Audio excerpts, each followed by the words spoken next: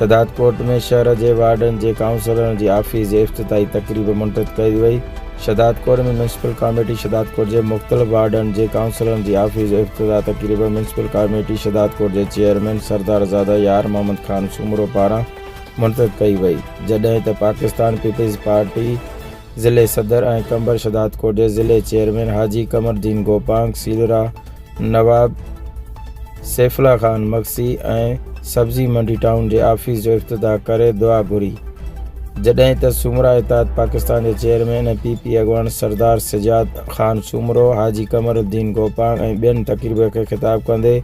चयो त Pakistan peoples party अवामी पार्टी है। पीपी सदाई अवाम की खिदमत कई है ऐं अवामी खिदमत ते यकीन रखे थी। तकरीब में सरदारज़ादा साजिद खान सूमरो,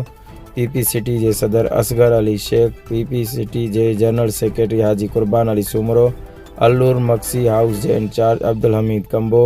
मीर जान मोहम्मद खोसो, मीर मखदूम मक्सी, सुपाफ अगवान Saddam Soomro, municipal employees union के सदर मकबूल अहमद शाहणी, मुख्तलिफ वार्डन के काउंसलर नदीम सूमरो, गुलाम अब्बास सूमरो और ॿियनि समेत पीपी और सुपाफ के अगवाननि और कारकुननि वॾे अंग में शिरकत कई। तकरीब में आयल मेहमाननि के गॾिजी सकाफ़त अजरक